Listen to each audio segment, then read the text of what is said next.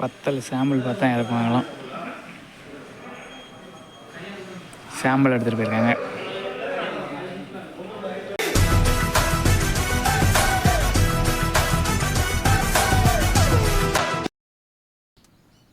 Hello guys, இன்றைக்கி 2வது நாள். இன்றைக்கி அதே இடத்துல தான் இருக்கும். வத்தல் இன்னும் இறக்கணும் படம் இல்லை. இன்றைக்காவது இறக்குறாங்களான்னு பார்ப்போம்.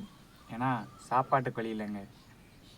நேற்று சாப்பிட்றதுக்கு லிஃப்ட் கட்டால் ஒருத்தவங்க கூட தர பாடினாங்க.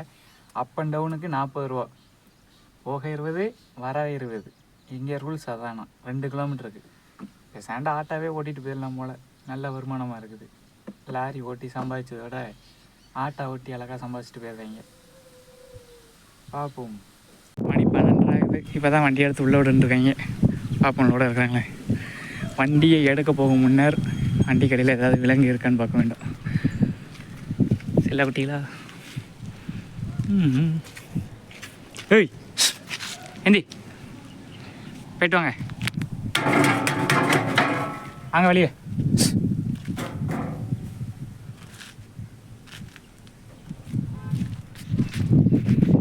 வண்டியை எடுக்கும்போது அடியில் தான் இருக்கான்னு பார்த்துட்டு எடுக்கணும். இல்லைன்னா வாழ் ஊரை கூப்பிட்ருவாங்க. வண்டியை உள்ளே விடுங்க. நீங்கள் லோடு இறக்க உள்ளே விட்டாச்சு. லோடு இறக்க மாட்டேங்காங்க. லோடு ஏற்றுறாங்க.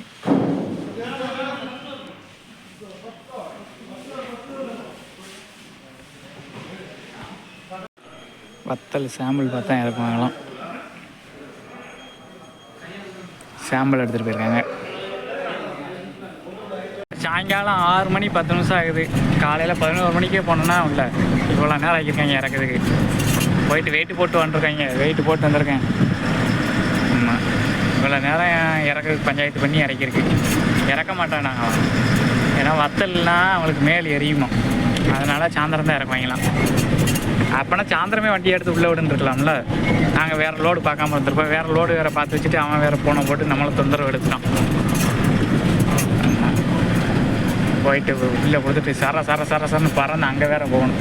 நமக்கு என்றைக்கு தான் மெதுவாக பாயிண்ட்டுக்கு லோடு ஏற்ற போகிறோன்னு தெரியல. எப்போ பார்த்தாலும் பறந்துக்கிட்டு தான் போகிறோம். பில்லு வாங்கிட்டு கிளம்ப கரெக்டாக 6:30 மணி ஆகிட்டு. பார்ப்போம். நீங்கள் போயிட்டு லோடு ஏற்றுறானே. நான் வந்து லோடு ஏற்ற போகிற இடம் நமக்கு தெரிஞ்ச இடம் வேறு. அவனை கடாசி விட்டுருக்கு முந்தின வீடியோவில். நீங்கள் பார்க்கலைன்னா போய் பாருங்கள். அப்போலோ டயர்ஸ் பெருமையுடன் உங்களை அழைக்கிறது. மீண்டுமா அதே டைலாக் தான். லோடு ஏற்ற உள்ளே வந்தாச்சு. கேட்ட பார்த்தாலே பயமா இருக்கு. எப்போ ஏற்றி எப்போ அனுப்ப போகிறான்னு பார்ப்போம்.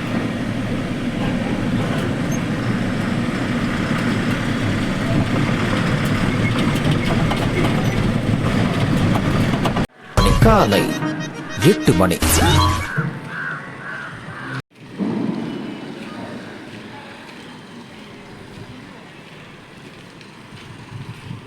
இன்றைக்கி 2வது நாள். நேற்று வந்தோம், இன்றைக்கி 2வது நாள்.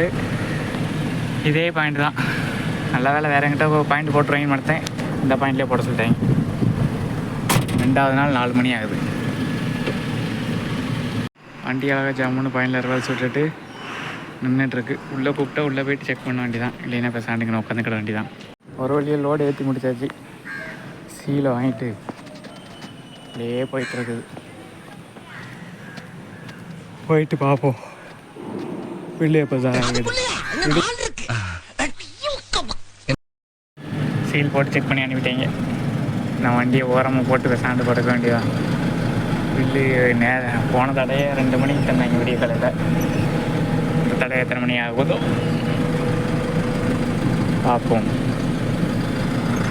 இந்த வரிசையில் நம்மளும் ஒரு வரிசையில் போட்டு இப்போ சாண்டு கொடுக்க வேண்டியதான். ஆமாம்,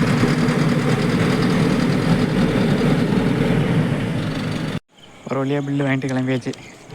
மணி 9:30 ஆகுது. பார்ப்போம். ஓனருக்கு ஃபோட்டோ கிட்ட அனுப்பி விட்டுட்டு நைட்டே கிளம்புவோம்.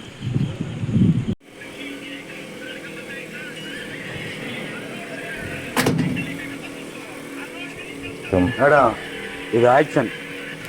இவனோட நடவடிக்கை வெளியில விட்டு போறான்.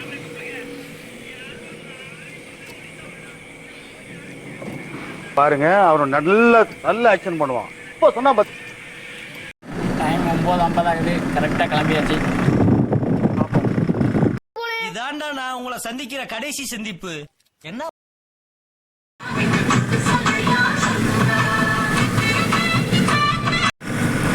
அங்கே அவுட்ரு பைபாஸ்ன்னு போடுதாங்க. ஆனால் இருக்கிற பைபாஸை ஒழுங்காக போடுதாங்களா? அதான் போட மாட்டேங்கிறாங்க. அதான் கடுப்பாகுது நமக்கு. இருக்கிற பைபாஸை ஒழுங்காக போடுங்க. ஏன்னா அங்கங்கே அவுட்ரு பைபாஸை போட்டுக்கிட்டு டோல் கட்ட வச்சுக்கிட்டு இருக்காங்க. இருக்கிற ரோடே கிடங்கு மேடாக இருக்குது. பெரிய பாளையத்தில் கோவில் ஃபங்க்ஷன் நடக்குது போல. கொஞ்சம் ஃபுல்லாக டிராஃபிக்காக தான் இருக்குது கோவில் முன்னாடி.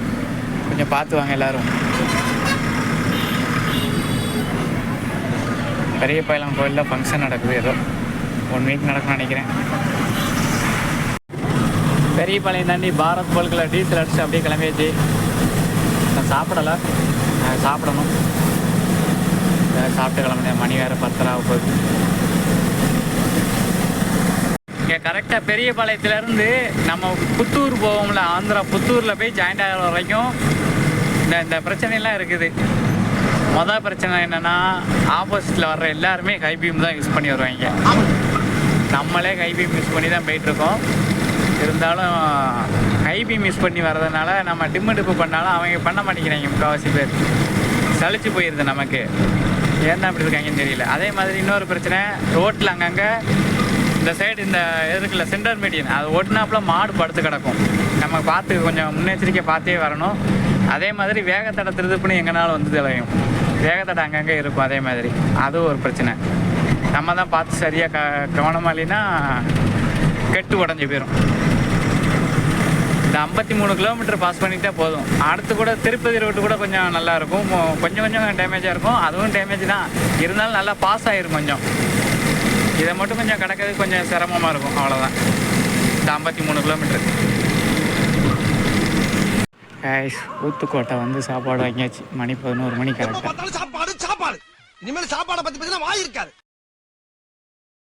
முன்னாடி அண்ணன் நல்ல போதையில் இருக்காரு.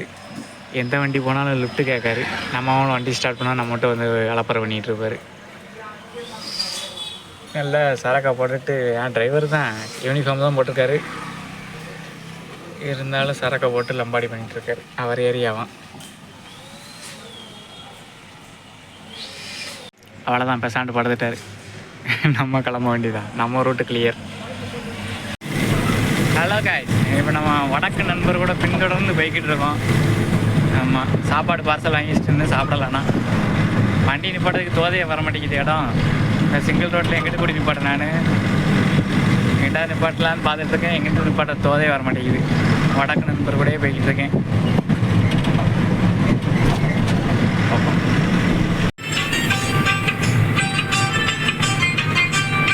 வெற்றிகரமாக 52 கிலோமீட்டர் வந்தாச்சு. அந்த வந்து ஒரு பாலம் வரும். அந்த பாலத்துக்குள்ள ரைட் எடுத்தால் போதும். புத்தூர், இதுதான் புத்தூருங்கிற ஏரியா.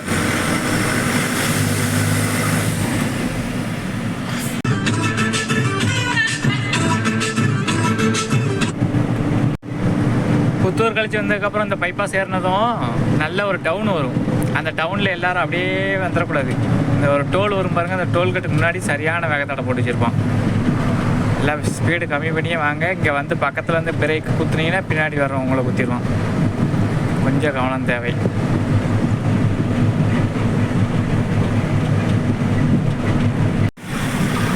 இந்த மாதிரி 2 மலைகளுக்கு நடுவில் ரோடை வெட்டி வச்சு நல்லா மேடாக இருக்குது. நம்மளாம் வண்டியில் மேலேயே ஏறாது வருங்க. இந்த மாதிரி நேரத்தில் தான் திருட்டு நடக்கிறது. அந்த குறுக்க வந்து வண்டியை மறைச்சிட்டு காசை பிடுங்கிறது, ஃபோனை பிடுங்கிறது, வண்டியில் இருக்க சரகை தூக்குறது. இந்த சைடு மலை, இந்த சைடு மலை, நடுவில் மட்டும் ரோடு. நைட்டு நல்லா தெரியல, பகலில் வரும்போது நல்லா ஒரு நாள் காட்டுறேன். முன்னாடி பாருங்கள், கொக்கோ மாதிரி இப்போதான் அது ஃபுல்லாக அடர்ந்த காடு. காட்டில் வந்து மரங்கள் அப்படி வளர்ந்து படர்ந்து இருக்குது. 2 சைடு ஒன்று போல் வந்து டச் ஆகி தெரியுதா.